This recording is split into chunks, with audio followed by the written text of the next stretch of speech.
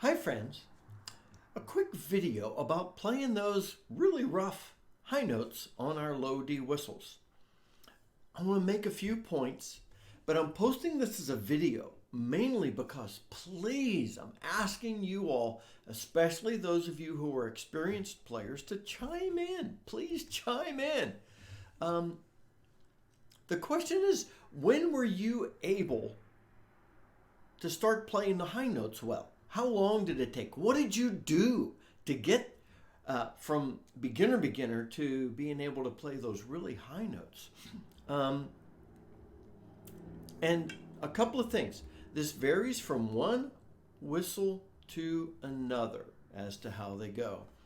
And I've got 3 points to make, and I want, please, you to add more points. So I'm going to start on the second octave D.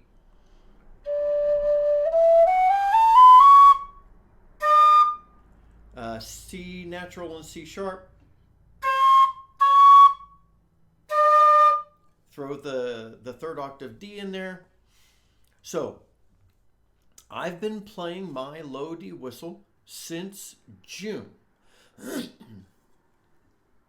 And I'm not 100% sure when I started to feel like I could just grab it and play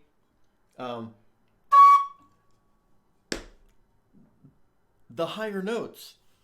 It was like one day I was like, oh, I can do that now. And so that's kind of my point.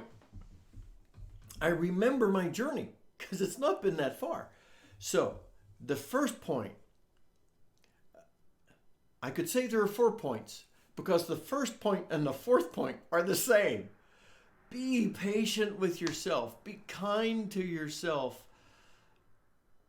Keep going and be patient. I know it took me a number of months. And so here's the other point, is one of the things I did. At first I'm thinking, oh, I've got to blow so hard. Well, go ahead. Blow as hard as you need to. Experiment with your air pressure on it. If you have to blow really hard to hit it. You know, maybe don't do that next to somebody else, or when somebody's having a nap. Do what you need to do to hit the note. But while you're doing that, pay attention to what your body's doing to hit it, what your breath pressure's doing. Like, for example, when I play a low note and I want a good melodic tone there,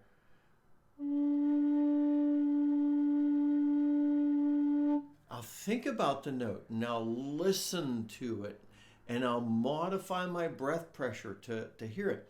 You're doing the same thing up top. See? I didn't hit that cleanly. A lot of times I find I can hit the high notes easier if I walk up to them.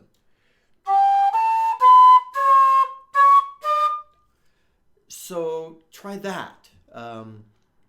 So that would be another point, is try different things. When I say try different things, I even mean I did this. I would start like on the second octave D and I'd walk up to, I'd hit the C natural and the C sharp and then the D, and then I'd walk back down. And tongue those higher notes if you have to. Forgive yourself if the tone's bad, because you're working on it. What you're going to do is you're going to wake up one day and say, you know, 2 times out of 10 I used to hit those notes. Now 7 times out of 10 I hit those notes. Be patient. Continue working on it. Make the high notes part of your regular practice. First, start on that second octave D and work up. Then start on the second octave G. Whoops, I misfingered the C natural. Silly boy. So I'm not hitting it cleanly there. But I'm probably at 7 out of 10 now. Keep going. The other thing I did, I know I've said, embouchure is not that important with the whistles. However, I have noticed sometimes that targeting my airstream with the higher notes while I'm getting used to it is important. So I've tried going over here. Don't finger it wrong.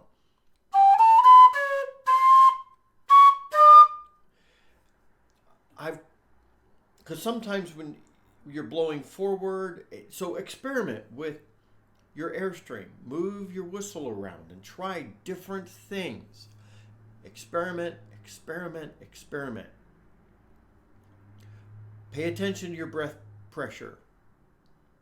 Be kind to yourself and patient. Keep going. I guess those are the 4.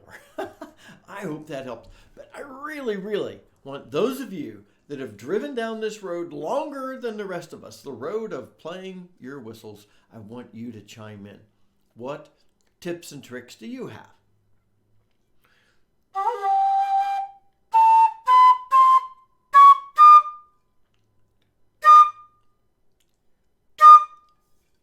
Work at it. Work at it. Work at it. Make this a targeted practice. It will come, my friends.